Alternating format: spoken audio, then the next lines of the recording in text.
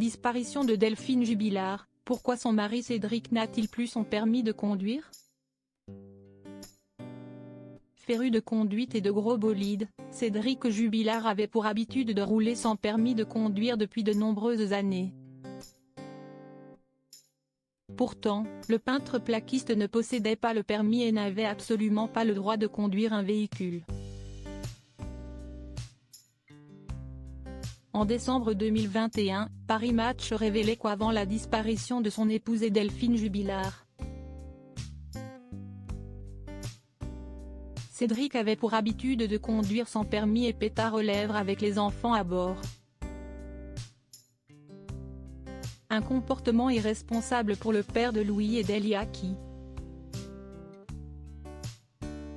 en plus de consommer une dizaine de joints par jour, semblait être habitué à rouler sans permis de conduire. Alors pourquoi le peintre plaquiste de 34 ans n'a-t-il pas le précieux sésame pour conduire? L'a-t-il perdu à la suite de délits graves?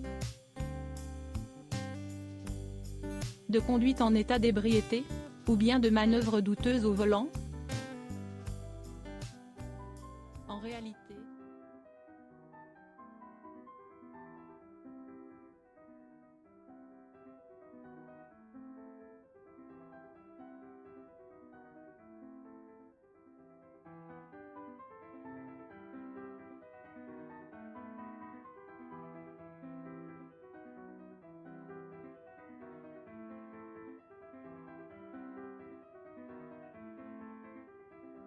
très beau modèle pour un jeune homme qui n'avait donc pas le permis.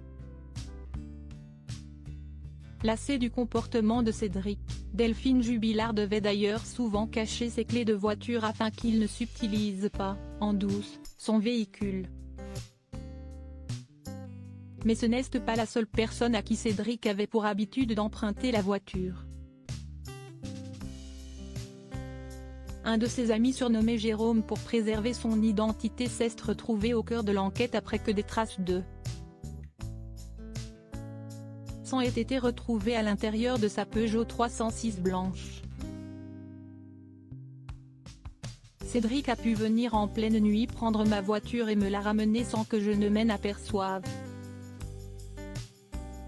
a-t-il confié aux Parisiennes avant d'ajouter, il venait chez moi quand il le voulait, et rentrait chez moi comme dans un moulin.